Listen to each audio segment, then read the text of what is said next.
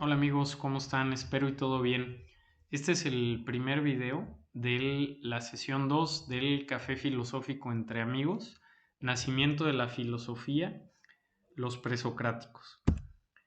Pues muy bien, ¿cómo nace la filosofía? Bueno, la filosofía nace a partir de una negación, de una refutación, de una verdad. ¿Cuál verdad? Bueno, la verdad que la mitología entregaba a sus ciudadanos hace 2600 años para explicar el origen de su mundo, de su realidad. Y esta negación o esta refutación da pauta a que estos primeros pensadores libres trataran de explicar solo a partir de su razón, es decir, explicar racionalmente el mundo y su realidad. Podríamos decir que es el paso del mito al logos, es decir, de la mitología a la explicación racional del mundo y la realidad. Es importante resaltar que esto se da principalmente por dos factores. Lo primero es, se da un contexto social, político y económico que permite a ciertos ciudadanos tener, vamos a decirlo así, este privilegio de pensar y cuestionar libremente sobre estas causas últimas de su mundo y realidad. Y por otro lado, el imperio helénico era muy vasto, ahí lo podemos ver en el mapa, o sea, comprendía desde Macedonia, Grecia, Turquía, Irán, es decir, abarcaba un territorio muy vasto y esto, pues indudablemente, hacía un campo fértil, un campo de fertilización entre diferentes pueblos para que pudieran nutrirse todos estos intentos, todos estos diálogos para racionalmente explicar su mundo y su realidad. También con esto quiero decir que en otros lugares, por supuesto, que había grandes aportaciones culturales, artísticas, había otras religiones, había ciertos conocimientos técnicos, ciertos saberes populares, pero no se cuenta con registro de que hubiera este debate, este diálogo, esta explicación racional a cómo hoy comprendemos la filosofía, en este objetivo de tratar de explicar su mundo y su realidad.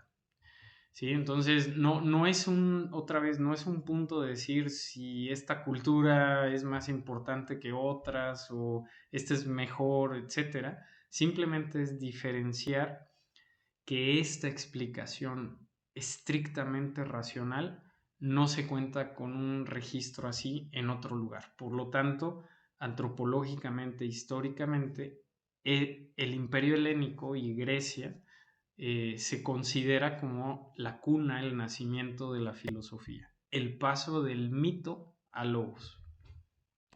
Muy bien, entonces, para dar continuidad a este tema y como nuestro referente para explicar la historia de la filosofía es el método dialéctico de Hegel, quisiera brindarles tres párrafos que vienen en un libro que se llama Lecciones de Historia de la Filosofía de Hegel, que propiamente es un compendio de lo que fueron sus clases en las universidades en Alemania sobre historia de la filosofía. Entonces, voy a leer estos tres párrafos y voy a ir haciendo algunos comentarios que considero pertinentes antes de abordar y empezar la historia de la filosofía. Entonces, dice así, nosotros somos lo que hoy somos, pero al mismo tiempo somos un producto de la historia. La razón consciente de sí misma que hoy consideramos como patrimonio nuestro y que forma parte del mundo actual, no ha surgido de improviso, directamente, como si brotase por sí sola del suelo del presente, sino que es también sustancialmente una herencia y más concretamente el resultado del trabajo de todas las anteriores generaciones del linaje humano. Es decir, aquí lo que nos está comentando Hegel es este concepto dialéctico, que no podemos comprender la filosofía como eventos aislados, sino hay que entenderla como un solo hilo conductor, como si fuera un solo organismo vivo y este organismo trata del conocimiento humano racional. Y este organismo nace, crece, se desarrolla. Así que si quiero entender ese organismo vivo que sigue hoy desarrollándose, la mejor forma de entenderlo y comprenderlo es entenderlo desde su nacimiento y entender que hay una liga, hay un vínculo y no así eventos separados. Muy bien. Por supuesto que eso nos da pauta a decir que entonces es muy relevante, si queremos comprender la filosofía, entenderla históricamente desde su nacimiento. Aquí viene otro párrafo que nos dice: los héroes de esta historia, la vida temporal y las vicisitudes externas de los filósofos, todo eso pasa, sin duda, pero sus obras, los pensamientos quedan, pues el contenido racional de su obra no es un fruto de sus figuraciones, de sus sueños. La filosofía no tiene nada de sonambulismo, sino que es, por el contrario, la más despierta de las conciencias, y la hazaña de aquellos héroes consiste simplemente en sacar a la luz del día, en hacer que cobre conciencia de sí mismo, en elevar al plan del saber lo que en sí es racional. La historia de la filosofía ha de ocuparse de lo que no envejece, de lo presente vivo. Entonces aquí volvemos a ver este énfasis, este solo hilo conductor del conocimiento humano racional. Es como si quisiéramos ver a los pensadores como un medio, como personas que en su tiempo y en su historia han ido construyendo, abonando a este solo organismo vivo del conocimiento humano racional.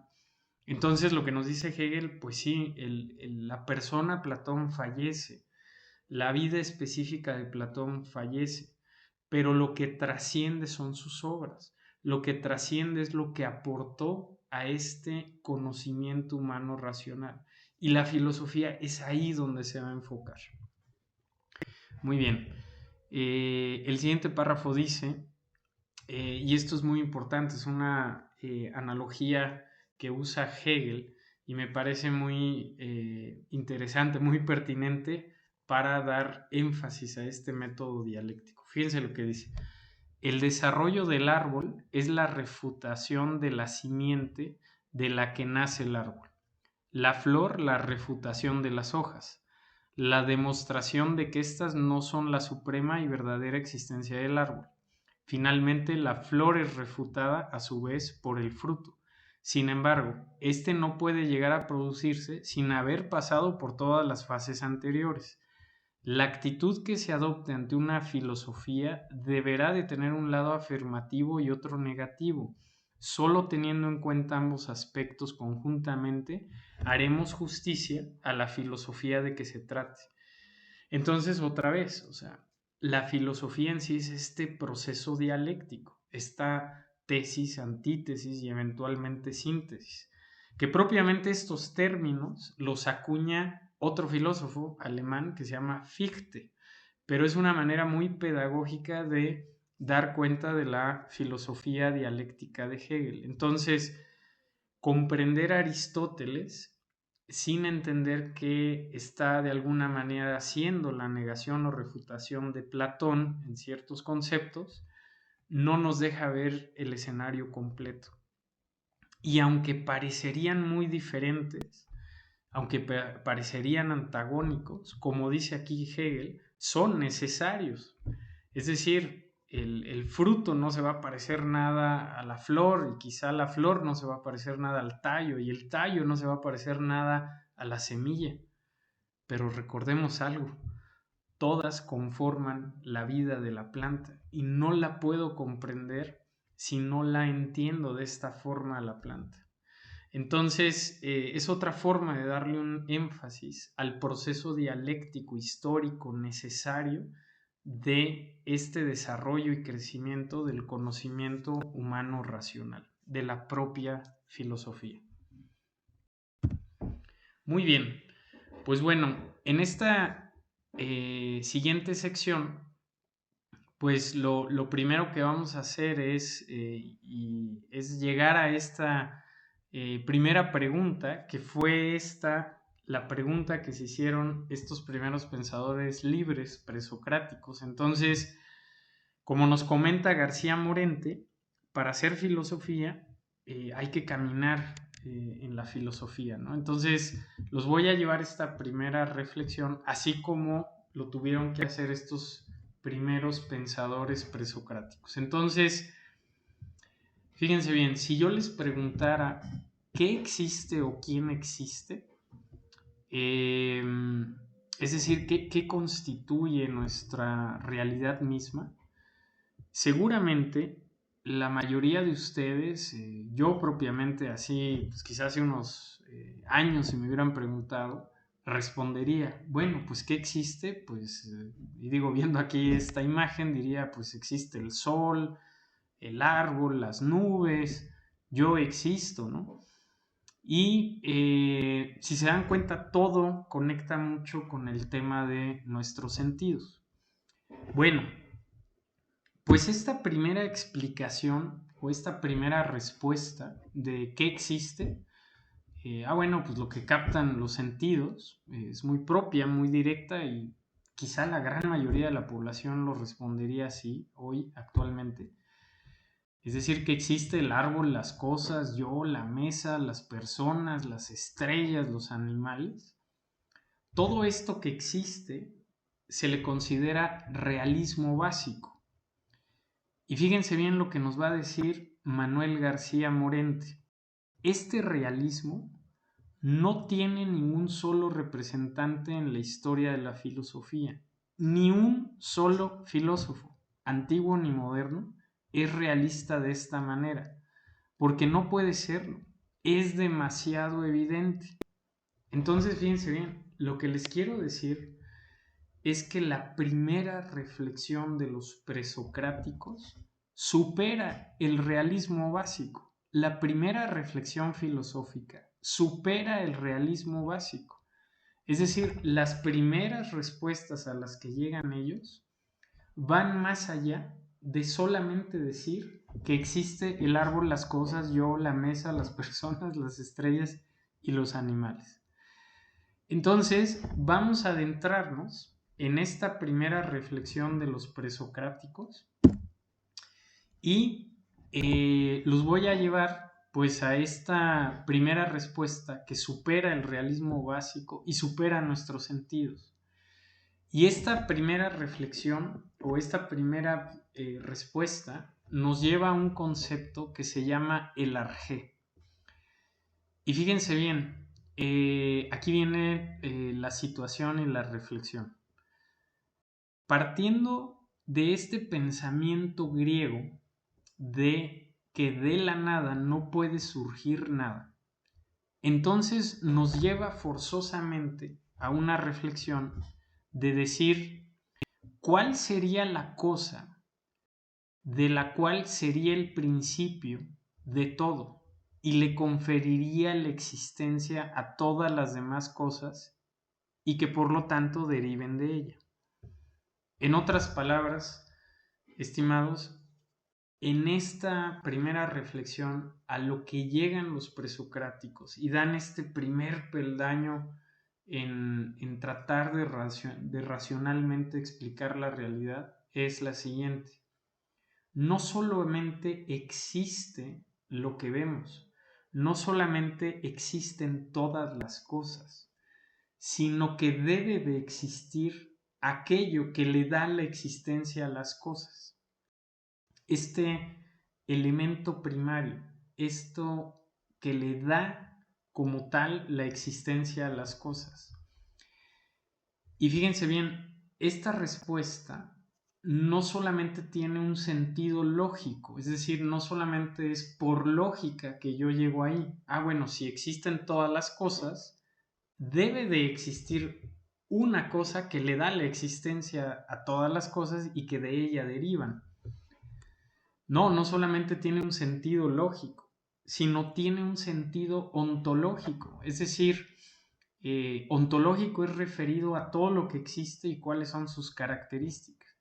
Y el sentido ontológico es que si no existe este elemento común, esta cosa común que nos hace existir a todas las cosas, pues simplemente no existiríamos. Es decir, es inevitable, ineludible el hecho de que si yo quito este elemento, origen primario de todo, pues todo lo demás no existiríamos. Entonces ya el pensamiento presocrático marca un elemento adicional de existencia que no es obvio y evidente. Marca incluso una línea divisoria de decir aguas, porque los sentidos pueden ser no suficientes para explicar la realidad.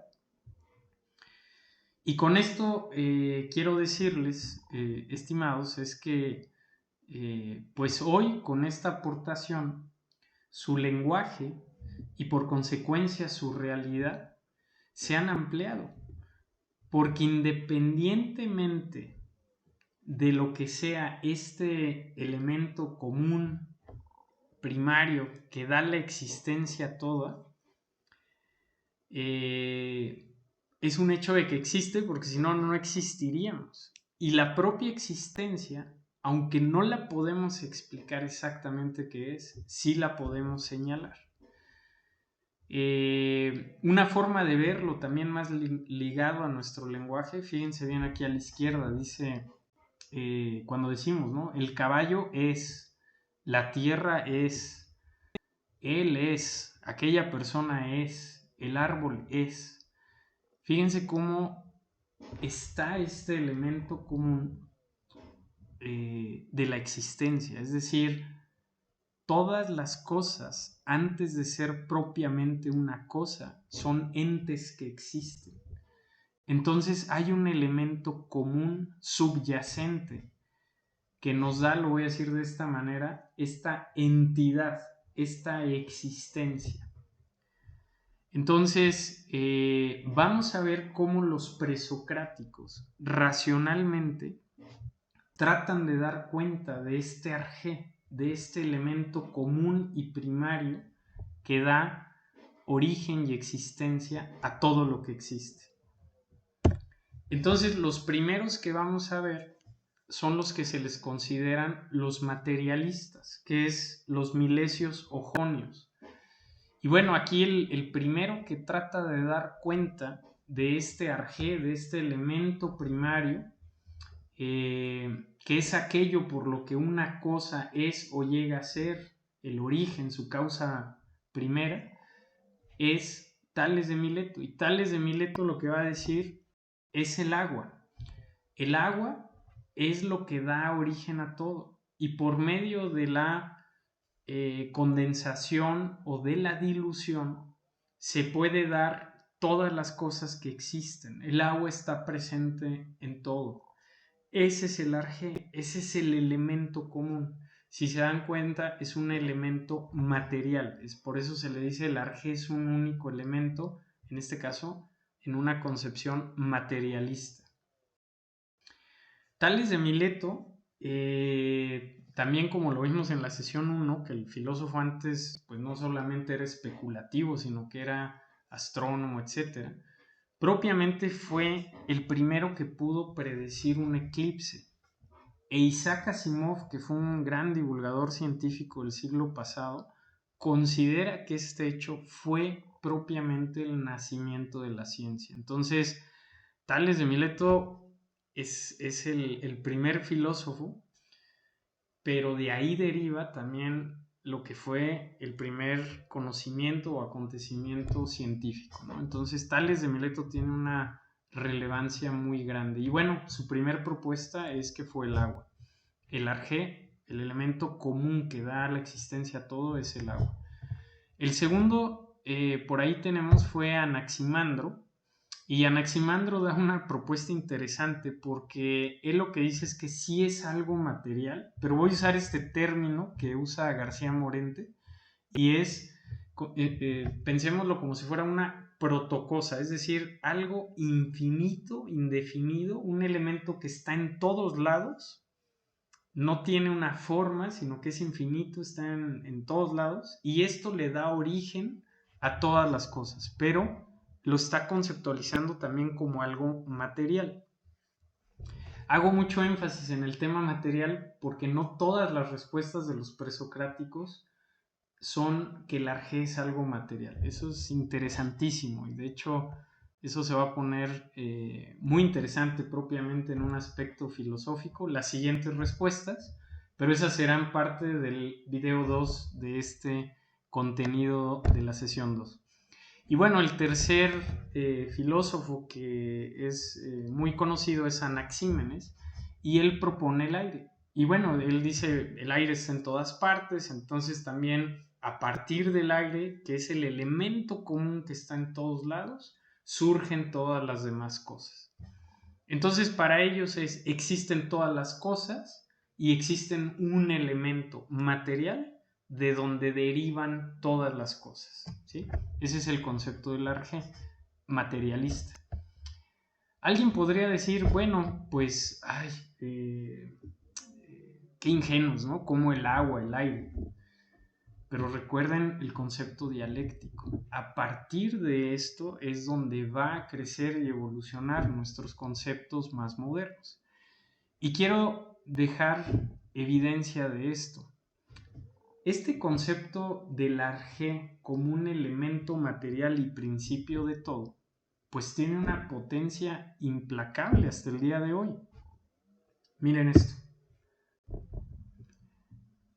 En la actualidad, una de las principales interrogantes de la física moderna es si existe una sola fuerza fundamental o principio material del todo que dé pauta a la creación de todo. Lo podríamos considerar como este arjé de nuestro universo físico. Y fíjense cómo podemos llegar ahí y dónde estamos hoy científicamente aquí. Podríamos preguntarnos, bueno, ¿de qué está compuesto el universo visible? Bueno, pues alguien diría de materia y energía. Oye, pero ¿de qué está hecha la materia? Bueno, pues está hecha de átomos. Oye, pero ¿de qué están compuestos los átomos? Bueno, hoy sabemos que hay partículas subatómicas y elementales, algunas compuestas y otras ya consideradas irreductibles, donde la actividad y la interacción que hay entre ellas es determinada por 4 fuerzas fundamentales del universo: la nuclear débil y fuerte, la electromagnética y la gravitacional. ¿Qué conllevan estas fuerzas? Interacciones, cómo están unidas, cómo se atraen o cómo se repelen, movimiento. Y bueno, podría venir la pregunta, en el momento del Big Bang, que fue ese punto inicial único donde nace todo el universo visible, en ese momento del Big Bang, ¿pudo provenir todo lo que existe en el universo de una sola fuerza unificadora? Bueno, pues hoy las teorías modernas y más vigentes están apuntando que justamente pudo existir se le va a llamar así, materia fuertemente simétrica, la cual en el segundo .0000036 ceros de segundo, es decir, en una millonésima, etcétera, de segundo, o sea, es en una nada del tiempo, justo después del Big Bang, en un periodo que le llaman la época de Planck. En este momento súper inicial del universo, es muy probable que la densidad del universo era tan grande que las 4 fuerzas pudieron haber sido unificadas en una sola fuerza generadora de todo. Y a medida que el universo se expande y la temperatura y la densidad cae, se empiezan a derivar todas las demás fuerzas. Es decir, parecería que ese punto inicial del universo, el Big Bang, es propiamente el arjé material hoy concebido del universo físico. Entonces, conceptualmente, el concepto no ha cambiado. Lo que ha cambiado es nuestro entendimiento. El concepto del arjé como un elemento material exactamente hoy está instalado en nuestros científicos modernos, físicos. Su entendimiento indudablemente es, voy a decirlo, mejor que el de hace 2600 años, pero el concepto ha trascendido, es exactamente el mismo. Y bueno, ¿dónde estamos? Pues no estamos en una situación, yo diría, muy avanzada, porque fíjense bien, todo este saber de todas las partículas subatómicas y elementales y las 4 fuerzas fundamentales del universo, todo este saber y aplicado a la materia observable del universo, es decir, si yo veo y sumo todas las estrellas, todas las galaxias, toda la materia observable del universo, todo este saber aplicado a todo lo observable en el universo no me da cuenta del comportamiento del universo y no me da cuenta de un margen de error muy grande. Es decir, las observaciones que hay hoy de la velocidad de expansión del universo, las observaciones que hay hoy en agrupaciones de galaxias, cómo se mueven esas galaxias y sobre todo en el exterior de esas agrupaciones, todo ese movimiento que vemos, solo el 5% de ese movimiento lo produce toda la materia, todo el universo visible que veo. Es decir, todas las estrellas, las galaxias y todo lo que observamos, solo me pueden explicar el 5% del todo ese movimiento, de la expansión, del movimiento de las galaxias. ¿Qué es lo que genera el otro 95% del movimiento de esas galaxias y de la expansión del universo? Bueno, hoy los científicos dicen, pues tiene que haber una materia negra y una energía negra que produce todo ese movimiento. Y bueno, alguien más podría decir, lo que significa la materia y la energía negra es que no tenemos idea de qué es, no lo sabemos, ¿sí? Entonces, con esto lo que les quiero decir es, ha trascendido este gran peldaño que dieron estos pensadores hace 2600 años hasta nuestros físicos modernos hoy, de estar en esta búsqueda del elemento, de la fuerza fundamental única que da origen a todo el universo observable. ¿Y por qué esto es relevante? Porque si se encuentra, se puede explicar por completo el universo observable. Si yo puedo determinar y explicar ese elemento, esa fuerza unificadora, tendría la teoría del todo, así se le conoce en el argot de los científicos, la teoría del todo. Y bueno, pues esto no ha terminado, se sigue esta búsqueda y tenemos incógnitas como las que les acabo de decir. Entonces todavía estamos lejos de llegar a esa explicación, vamos en buen camino, pero lo que les quiero decir es que esto proviene y nace a partir de este primer momento filosófico del arjé materialista, del elemento único que da pauta y origen a todo lo que existe. Pues muy bien, estimados, con esto cerramos el video 1 de la sesión 2 y en los siguientes videos vamos a ver las otras respuestas, las otras alternativas a lo que puede dar origen a todo lo que existe, ya que en estas otras alternativas no todo es material. Muy bien, pues muchas gracias. Bye bye.